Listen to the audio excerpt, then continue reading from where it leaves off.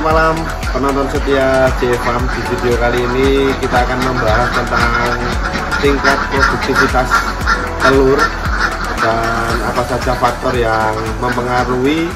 Simak video berikut. Oke, untuk faktor yang pertama Mas, faktor yang ringan dulu, kita mulai dari faktor cuaca. Ya, walaupun faktor cuaca ini bukan kendali kita ya teman-teman, itu dari alam, tapi sangat-sangat berpengaruh untuk bebek petelur, khususnya karena itu tadi ya Mas ya, cuaca panas maupun cuaca hujan. Itu sepengalaman kami dalam memelihara bebek petelur ini, untuk tingkat produktivitasnya sangat berpengaruh ya Mas ya. Itu untuk posisi waktu cuaca yang panas, bebek ini kami amati cenderung ke panting atau megap-megap ya Mas ya. Bahasa Jawanya itu ya menguap. Itu bukan bahasa Jawa, Indonesia. Bahasa Indonesia. Nah, kalau bahasa Jawanya megap-megap. Nah, itu juga berpengaruh ya Mas ya, sangat-sangat berpengaruh. Kemudian untuk posisi waktu hujan, bebek juga berpengaruh teman-teman. Jadi untuk hujan mungkin kalau ada petir, kemudian hawanya yang dingin, nah itu bebek juga pasti akan mengalami penurunan produktivitas. Dan solusi dari kami yaitu tadi ya Mas ya, kembali ke kandang teman-teman. Kandang menjadi faktor utama untuk mengatasi masalah cuaca ini ya Mas ya. Cuman di kandang kita terapkan menggunakan vitamin Mas. Iya. Untuk vitamin, nah untuk menstabilkan produksi juga kita cenderung menggunakan vitamin Mas. Karena ya itu tadi, kita juga membentuk imun tubuh bebek dari eksternal. Kita jangan cuma mengandalkan vitamin dari pakan, walaupun di pakan itu sudah dicampurkan vitamin, kita juga harus kasih vitamin juga tambahan untuk mengantisipasi hal-hal yang tadi itu Mas. Oke, untuk faktor yang selanjutnya Mas, mungkin kita bahas dari segi pakan. Dari segi pakan juga sangat berpengaruh teman-teman terhadap produksi bebek. Mungkin dari porsi pakan, jam pakan, nah waktu kita memberi pakan juga itu harus konsisten ya. Untuk porsi pakannya itu gimana Mas? Jadi di kandang kami, karena kami ya ini jangan dicontoh ya teman-teman, kami suka terlambat ya Mas ya. Ya. Terlambat masuk kandang. Jadi untuk porsi makan di kandang ini yang biasanya, yang pada umumnya standarnya itu satu ekor bebek 130 gram. Jadi kalau di kandang kami kita lebihkan ya Mas Rangga. Sering kita lebihkan di 150 gram rata-rata per ekor.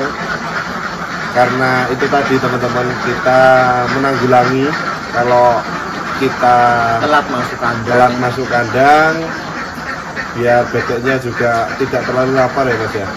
Tidak terlalu lapar kalau kita telat kasih makan. Dan ini jangan dicontoh teman-teman, karena sebenarnya untuk bebek petelur khususnya perlu konsistensi ya teman-teman soal jam makan. Karena itu tadi, tingkat stres bebek ini cukup tinggi ya Mas Rangga. Nah itu juga berpengaruh untuk produktivitas bebek tersebut gitu. Terus untuk porsi makan mungkin jangan sampai dikurangin lah Mas. Mungkin teman-teman berpikir biar lebih untung nih, kita kurangin aja sedikit aja ya, 10 gram misalkan. Jadi dari standar 130 kita kurangin jadi 120 gram. Nah mungkin kan berpikir biar dapat uangnya lebih banyak kita kurangin aja. Nah itu jangan sampai berpikiran begitu teman-teman. Selanjutnya Mas, mungkin dari segi kenyamanan kandang ya, sirkulasi udara juga. Terus jumlah koloni. Jumlah koloni ini berpengaruh banget ya teman-teman, ternyata untuk produktivitas telur, karena ya PR juga ya Mas ya, PR juga untuk tingkat kenyamanan bebek. Kalau di kandang CE Farm per sekat 110 ya Mas ya, 110 sebenarnya muat ini, ukuran 200 ekor muat teman-teman, 200 ekor muat karena ukuran per sekat di kandang kita itu 5,5 kali 5 ya Mas ya. Cuman kan kita juga berpatokan dengan standar ya, kita juga dengan standar. Kemudian ini faktor utama sebenarnya Mas ya.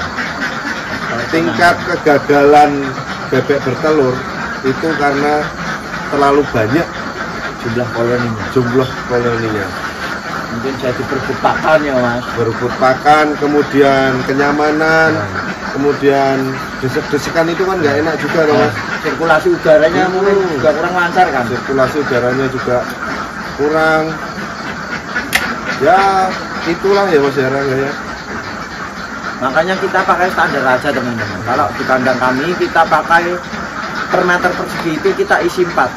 Silakan teman-teman bisa menyontoh juga, tapi kita sarankan saja teman-teman menggunakan standar dari kami. Kalau teman-teman mau menggunakan standar dari senior yang lain mungkin per sekat isi 100, cuman per meter persegi diisi 3 juga bisa, silahkan. Itu kembali lagi ke selera teman-teman dan lahan teman-teman juga. Oke Mas, untuk selanjutnya untuk faktor kelembapan mungkin ya, kelembapan alas kandang teman-teman. Jadi di dekat tempat minum itu bebek kan minum teman-teman, bebek minum mungkin berceceran karena bebek juga paruhnya kan lebar Mas, tidak seperti unggas yang lain yang kecil-kecil itu dia lebar, jadi minum nyosor pasti kan tumpah Mas, namanya hewan pasti tumpah itu. Jadi kita mengantisipasi dengan memberikan streaming teman-teman di belakang tempat minum itu ya, kita pakai standar 1 meter saja untuk lebarnya. Itu untuk mengantisipasi alas kandang ini basah.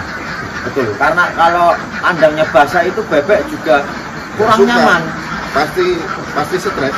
Produksinya juga menurun kan Mas? Pasti turun terus mungkin juga mengurangi bakteri di kandang. Kalau kandangnya basah, bakteri masuk, kuman masuk, penyakit lebih gampang menyerang bebek.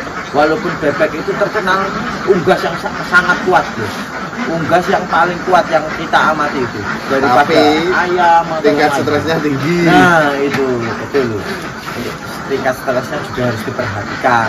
Oke, mungkin itu sedikit pengalaman kami ya Mas Rangga selama menggeluti dunia perbebekan, khususnya bebek petelur. Semoga bermanfaat dan menambah wawasan untuk teman-teman yang mau memulai dunia perbebekan telur ini.